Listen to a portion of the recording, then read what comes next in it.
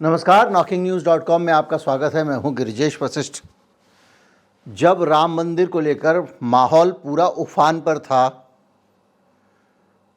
तब और उससे पहले और मंदिर के प्राण प्रतिष्ठा समारोह के इतना बड़ा आयोजन था, इतना बड़ा इवेंट था, उसके एक हफ्ते के अंदर मैंने आपको कह दिया था कि बीजेपी की सीटें 250 से ज़्यादा जाने के आसार दिख नहीं रहे हैं और आज सभी लोग इस बात को दोहरा रहे हैं।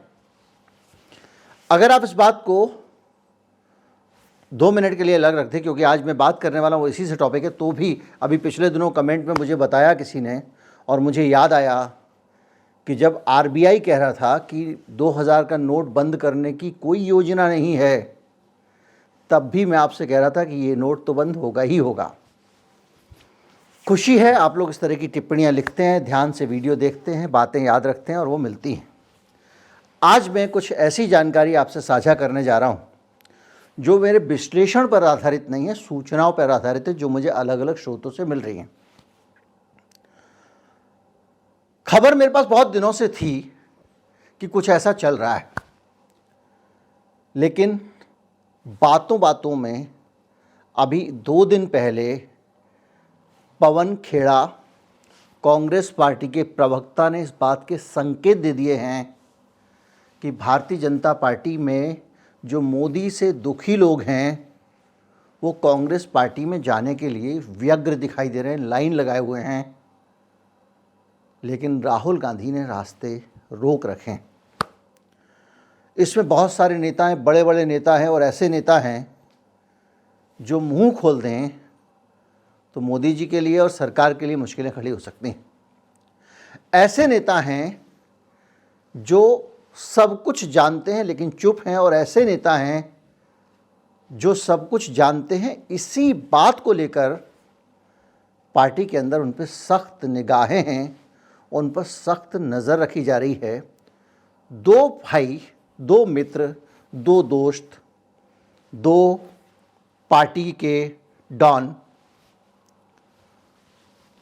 इस कदर पार्टी में अपना एक छत्र राज्य बनाए हुए हैं कि ये लोग पार्टी छोड़ने को मजबूर हैं। पवन खेड़ा ने जो कहा उसके हिसाब से उन्होंने कहा कि कुछ लोग संपर्क में हैं, बातचीत चल रही है, हमारी पार्टी में हर स्तर पे विचार होता है, आसानी से ऐसे नहीं होता एक व्यक्ति के हाथ में किसी को भी पार्टी में ले लिया, किसी को भी निकाल दिया, इस पे विचार विमर्श चलता है, कई स्तर पे बातचीत होती है। और ये लोग इसलिए नहीं आ पा रहे हैं क्योंकि कांग्रेस पार्टी के अंदर जो लोग कट्टरपंथी हैं, विचारधारा को लेकर कट्टर लोग हैं, वो ये कह रहे हैं कि हमको इस हद तक जाकर राजनीति नहीं करनी है कि हम आरएसएस के लोगों को पार्टी में शामिल करा लें। हमारा अपना कार्यकर्ता जो इतने बुरे समय में भी लड़ रहा है, हमारे साथ खड़ा हुआ है, ईडी सीबीआई सारी चीज़ें देखते हुए, उस कार्यकर्ता को दुखी करके इनको अंदर नहीं लाया जा सकता। पवन खेड़ा कह रहे हैं कि कुछ लोग ऐसे विचारधारा के कट्टरपंथी हैं, जबकि हालत यह है कि जो राहुल गांधी है और राहुल गांधी का ऑफिस है वो इस बात को लेकर अड़ा हुआ है। और उनका कहना यह है कि राजनीति भले ही कितनी प्रैक्टिकल राजनीति हो, लेकिन उसूल की राजनीति तो करनी ही है। तो आरएसएस के लोगों की कांग्रेस पार्टी में नो एंट्री पे राहुल गांधी का वोट है, लेकिन राहुल गांधी कोई भी बात जोर से तो कह सकते हैं, अंतिम रूप से नहीं कहते हैं। ये कांग्रेस पार्टी का रिवाज है। कांग्रेस पार्टी में राहुल गांधी ने कहा कि भैया मेरे ख्याल से तो आरएसएस के खिलाफ मैं इतना लड़ रहा हूं, वहां के लोगों को, जो आरएसएस से जुड़े हुए बीजेपी के लोग हैं, उनको पार्टी के अंदर नहीं लाना चाहिए।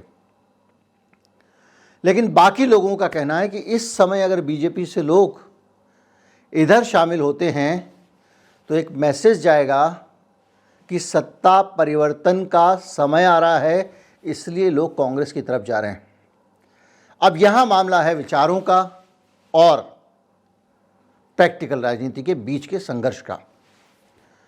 आपको मैंने बताया था कि किस तरह से प्रैक्टिकल राजनीति के चक्कर में ना पड़ के विचारों से चिपके रहने का नुकसान भारत की वामपंथी पार्टियां उठा रही हैं।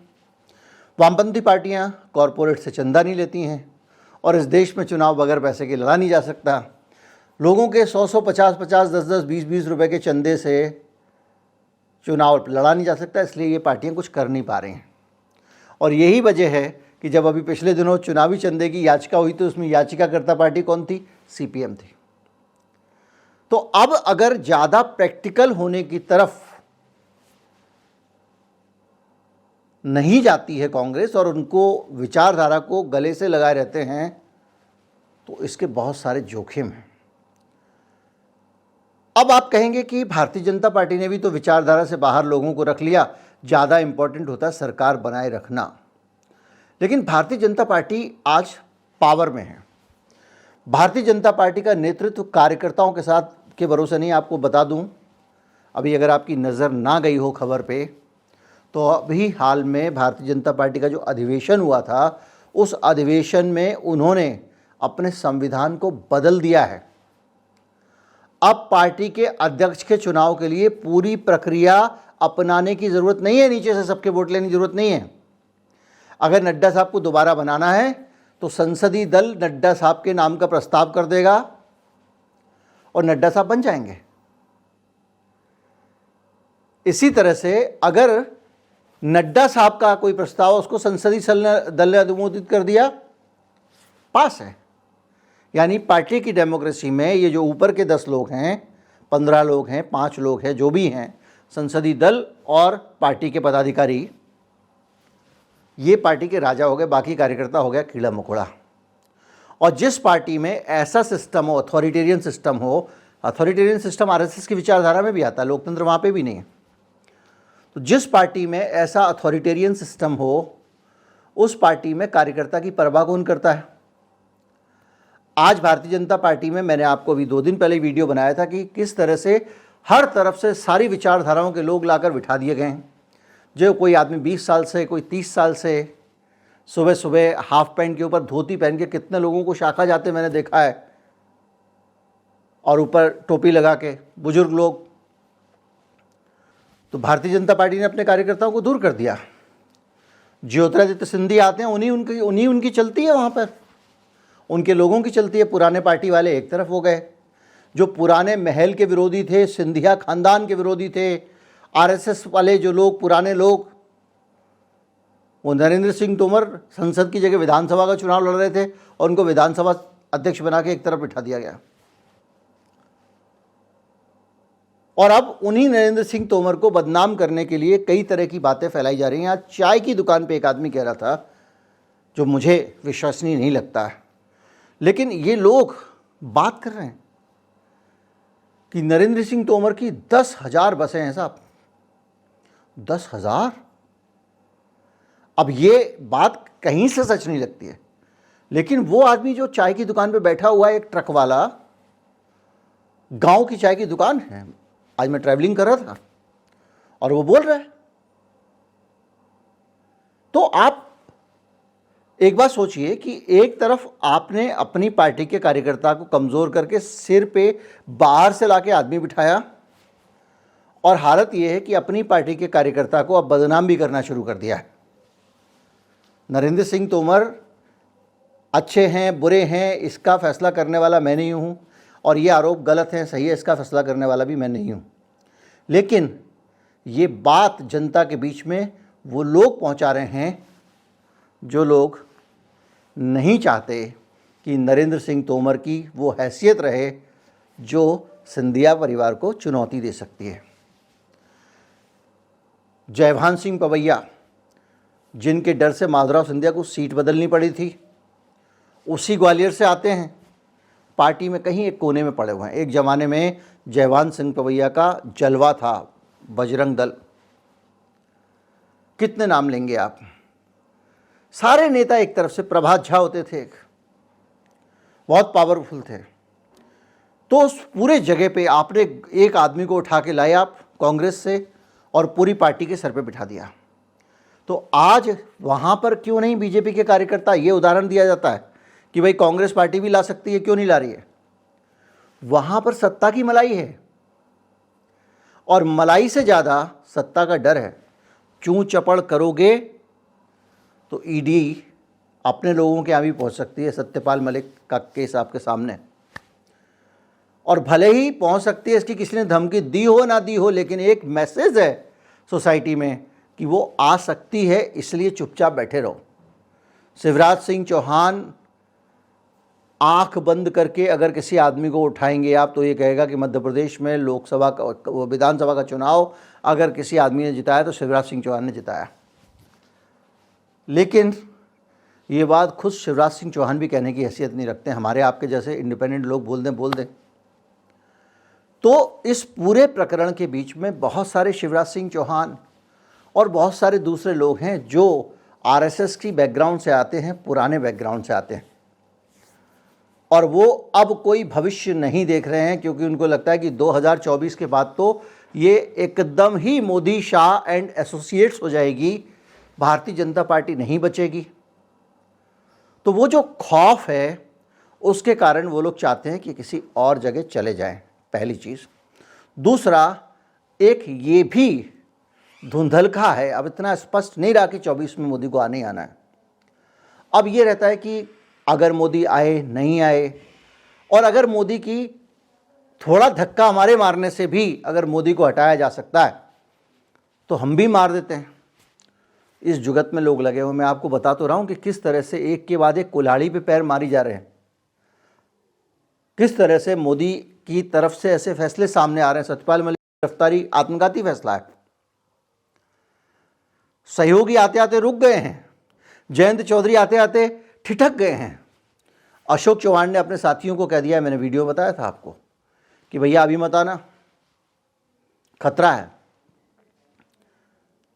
और दूसरी तरफ कांग्रेस पार्टी में राहुल गांधी की तरफ से ग्रीन सिग्नल मिलने की देरी है। अनगिनत भाजपाई कांग्रेस में आ जाएंगे। लेकिन बड़ा सवाल यह है कि फिर आरएसएस के खिलाफ किस मुंह से लड़ाई लड़ेंगे राहुल गांधी। आज राहुल गांधी के पास सरकार नहीं है कि लोग सरकार की मलाई के चक्कर में टिके रहें कार्यकर्ता, और ये वो कार्यकर्ता हो जिनको सत्ता की मलाई खानी होती तो अभी तक कहीं और जा चुके होते, लेकिन वो पार्टी में, इनकी पार्टी में टिके हुए हैं, तो इसीलिए टिके हुए हैं। बहरहाल जो भी है, कांग्रेस पार्टी का हौसला बुलंद है, आसमान पे उनका हौसला है।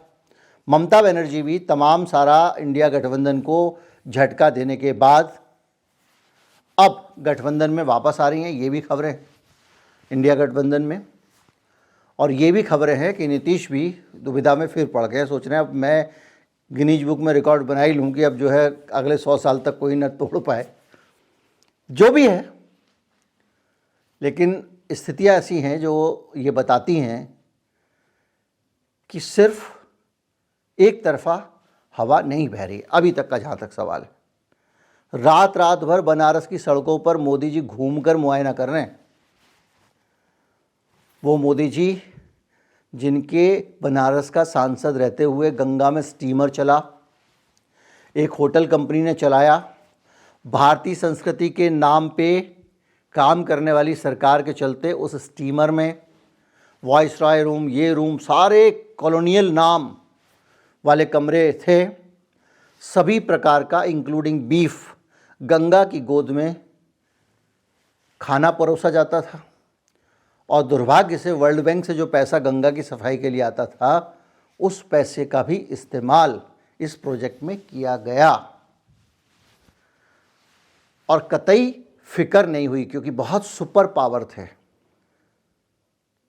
बनारस में मंदिर तोड़े, फिक्र नहीं की, क्योंकि मोदी जी को लगता था कि मैं हूं तो मुमकिन है। अब वही मोदी जी आधी आधी रात को बनारस में सफाई हो रही है कि नहीं, काम ठीक से हो रहा है कि नहीं, प्रोजेक्ट ठीक से चल रहे हैं कि नहीं, इस सब में लगे हुए हैं। तस्वीरें बाकायदा आ रही हैं आधी आधी रात को। और तब जब राहुल गांधी अभी वहाँ से होकर गुजरे हैं, तो हालात जो हैं वो कुछ इशारा कर रहे हैं। क्या इशारा कर रहे हैं, किधर मामला जाएगा, कांग्रेस पार्टी इन पूरे हालात को किस तरह से अपने पक्ष में ले सकती है, कोई तकनीकी अड़चन तो नहीं आती है, कोई मशीन, कोई यंत्र तो गड़बड़ी नहीं करता है। और अगर कुछ नहीं होता है तो एकदम 100% चीज़ें सकारात्मक हैं इनके लिए, कांग्रेस वालों के लिए। और इसीलिए बड़े कॉन्फिडेंस के साथ पार्टी कह रही है, और अब पार्टी ने बाहर कहना भी शुरू कर दिया है कि हमारे पास इतने नेता, इतने आने को भी तैयार हैं, बड़े वाले, और उनके साथ छोटे वालों की बात अलग है। और इनको अगर हरी झंडी मिल जाती है तो और भी आ जाएंगे। अब नाम उनका, बस मैं इतना कहूँगा, ये वो लोग हैं जब से मोदी पावर में आए हैं तब से उनकी हालत ख़राब है, साइडलाइन लगा दिए गए हैं, माला के अंदर मुंडी घुसाते हैं और उनको निकालनी पड़ती है। लेकिन ये राजनाथ सिंह नहीं है, लेकिन कोई, हाँ बिल्कुल, क्योंकि गलत इशारा जा सकता है। बहरहाल नाम मैं बिल्कुल डिस्क्लोज़ नहीं करूँगा, लेकिन जो मेरे पास खबर है, ऐसे नेता हैं जिनको मोदी जी ने कभी चैन से रहने नहीं दिया पार्टी के अंदर, जिनका करियर ख़त्म करने में कोई कसर नहीं छोड़ी। ऐसे नेता हैं जिन्होंने मोदी जी की दुनिया हिलाने में कोई कसर नहीं छोड़ी थी, और आज वो उचित अवसर पा रहे हैं कि मोदी को मैं धक्का दे सकता हूँ। उम्मीद करता हूँ कम शब्दों में बहुत कुछ आप समझ गए होंगे। नमस्कार, जय हिंद।